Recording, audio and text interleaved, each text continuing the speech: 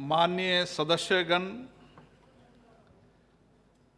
असाधारण परिस्थितियों के बीच आयोजित किए जा रहे इस मानसून सत्र में मैं आप सभी का स्वागत करता हूं। संसद के इतिहास में संभवतः ये पहली बार है जब लोकसभा के सदस्य राज्यसभा और राज्यसभा के सदस्य लोकसभा कक्ष में बैठ रहे हैं। इतना ही नहीं, जिन दीर्घाओं से देश की जनता संसद की कार्रवाई देखती थी, वहाँ इस बार सदस्यों के बैठने की व्यवस्था की गई है। वैसे तो हम सदैव ये प्रयास करते हैं कि सदस्यों के बीच की दूरियां कम हों और उन्हें नज़दीक लाने के प्रयास किए जाएं, लेकिन इस बार हमें स्वयं आपस में दूरी बनाए रखने के लिए ये व्यवस्था की गई है। माननीय सदस्यगण, वर्तमान सत्र में बैठने की व्यवस्था के संबंध में आपको हुई असुविधाओं से मैं अवगत हुआ हूँ।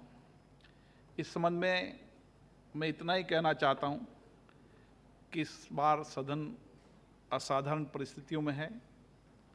सुरक्षा के व्यापक इंतजाम भी हमने किए हैं, लेकिन उसके बावजूद भी सदन ठीक से संचालित हो, ये आप सबके सहयोग से हम प्रयास कर रहे हैं। और इसीलिए हमने सभी दलों के नेताओं को उनकी संख्या के अनुपात में सीटों का आवंटन किया गया है।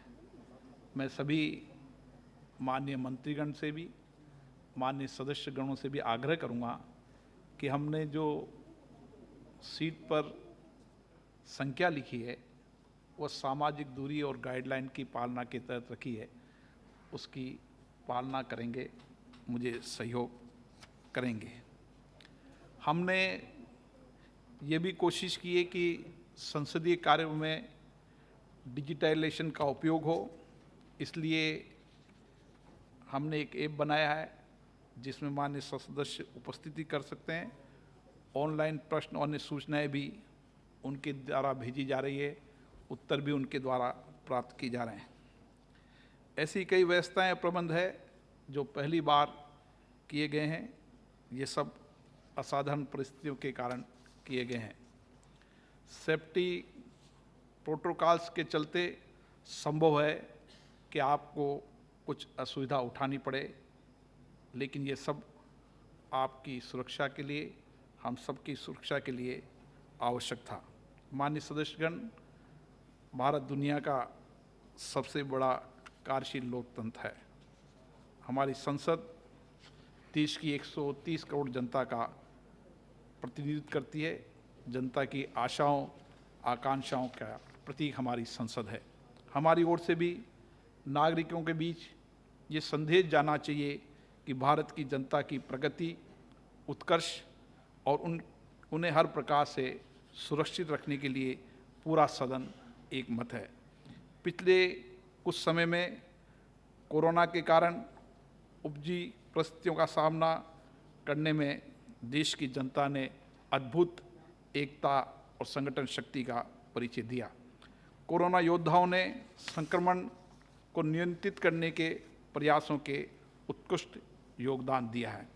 सांसदगणों ने भी चुनौतीपूर्ण परिस्थितियों में अपने अपने क्षेत्र में जनसेवक के रूप में अपने दायित्व निभाए और वंचित, अभावग्रस्त वर्ग सहित अधिकतम लोगों को राहत पहुंचाने में मदद की। इस दौरान संसद ने भी एक कंट्रोल रूम स्थापित किया, जिसके माध्यम से राहत कार्य में सहयोग किया गया तथा विभिन्न राज्यों की विधानसभाओं से समन्वय स्थापित कर सांसदों, जनप्रतिनिधियों और आम जन के बीच एक कड़ी के रूप में कार्य किया। इसके लिए आप सभी साधुवाद के पात्र हैं। मेरा विश्वास है केंद्र व राज्य सरकारों के सामूहिक प्रयासों, सभी दलों के नेताओं की सहभागिता, कोरोना योद्धाओं के समर्पित योगदान और व्यापक जनसहयोग से हम कोरोना महामारी पर शीघ्र ही विजय प्राप्त कर लेंगे। साथियों, लोकतंत्र तभी समृद्ध होगा जब सकारात्मक भाव के साथ हम जनहित और राष्ट्रहित के विषयों पर अपना चिंतन प्रस्तुत करें। पक्ष और विपक्ष हमारे लोकतंत्र की जीवंतता प्रदान करते हैं। सत्र के दौरान पक्ष विपक्ष आम जनता से जुड़े विषयों पर चर्चा कर समाज हित व देश हित के अंतिम लक्ष्य की प्राप्ति की ओर अग्रसर रहेंगे, ऐसा मेरा विश्वास है। आप सबसे आग्रह भी है। इस बार हमारे पास समय काफ़ी कम है। ऐसे में हमारा दायित्व बनता है हम सदन के समक्ष संक्षिप्त और सारगर्भित बात रखें। लोकतंत्र की भावनाओं को मजबूत बनाना, संवैधानिक मूल्यों में अभिवृद्धि करना और उसके संकल्प के साथ काम करना, ये हमारा सबका दायित्व है। आज का दिन पूरे देश में हिंदी दिवस के रूप में भी मनाया जाता है। इस अवसर पर समस्त राष्ट्र को सदन की ओर से शुभकामनाएं। विविधता से भरे अपने देश की सभी भारतीय भाषाओं की उन्नति सुनिश्चित हो, हम सभी इसके लिए प्रयास करें, मेरी यही मनोकामना है। अंत में मैं आप सबका पुनः स्वागत करता हूं और सदन की कार्रवाई के संचालन में आपसे पूर्व की भांति सहयोग की आशा रखता हूं। मुझे पूरा विश्वास है हम सब एक साथ मिलकर इन कठिन परिस्थितियों में अपने उद्देश्य और संवैधानिक दायित्वों को निभाएंगे और इस सत्र को सुखद स्मृतियाँ हमारे बीच में जाएगी। मुझे आशा है आपके सहयोग से हम देश में एक नया संदेश दे पाएंगे कि इस विपरीत परिस्थितियों में माननीय सदस्यों ने देश हित और राष्ट्र हित में काम किया। माननीय सदस्य, मैं एक और आपसे आग्रह करूंगा कि आप सबके लिए बहुत कठिन है, लेकिन इस कोविड-19 के कारण और इसके संक्रमण के बारे में कई विशेषज्ञों की सलाह के आधार पर हमने फैसला किया है कि हम माननीय सदस्यों को बैठकर बोलने की अनुमति दें। मुझे याद है इसके लिए कई माननीय सदस्यों को बहुत परेशानी है, लेकिन इसके अलावा हमारे पास कोई विकल्प नहीं है।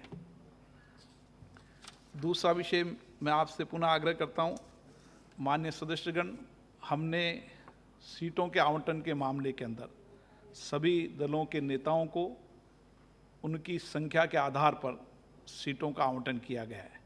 सभी दल के नेता अपने अपने दल के सदस्यों को उनकी जैसी अपेक्षा हो वैसे बैठने की व्यवस्था सुनिश्चित करेंगे।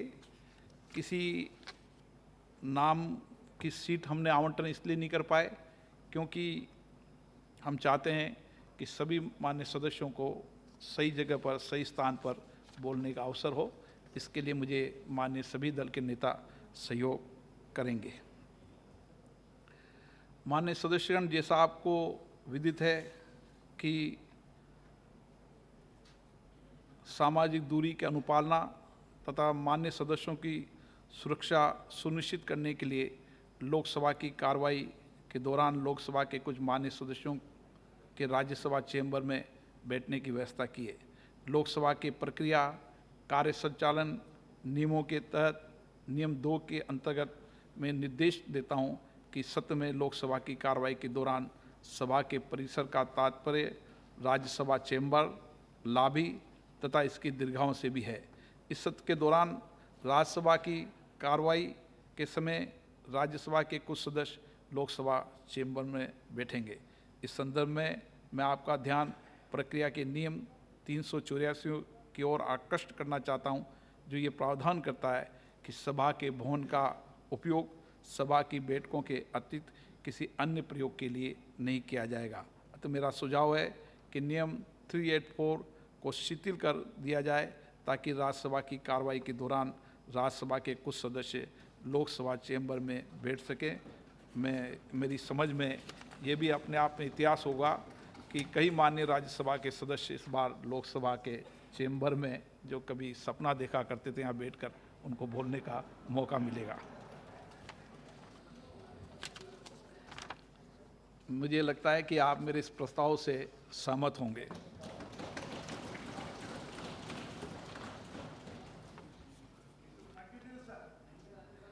माननीय सदस्यगण, सामान्य परिस्थिति में अध्यक्ष द्वारा प्रश्नों के लिए तथा गैर सरकारी कार्य के लिए नियत दिवसों की सूचना माननीय सदस्यों को समन जारी करने के साथ दी जाती थी। सरकार के अनुरोध पर विचार करते हुए इस बात को ध्यान में रखते हुए लोकसभा प्रतिदिन केवल 4 घंटे के लिए बैठेगी। मैंने प्रक्रिया नियमों के नियम 389 के अंतर्गत अपने विवेक का उपयोग करते हुए इस सत्र के लिए समन जारी किए जाने के ये निर्देश दिए थे। प्रश्नों के लिए गैर सरकारी कार्य के लिए कोई दिन नियत न किया जाए। बाद में ऐसे तारांकित प्रश्नों के दिन आवंटित किए हैं, जिसकी सूचना आपको बुलेटिन के माध्यम से मिल चुकी है। अतः मैं माननीय संसदीय कार्य मंत्री जी से अनुरोध करता हूं कि वह तारांकित प्रश्नों और गैर सरकारी कार्य में अपना प्रस्ताव प्रस्तुत करें।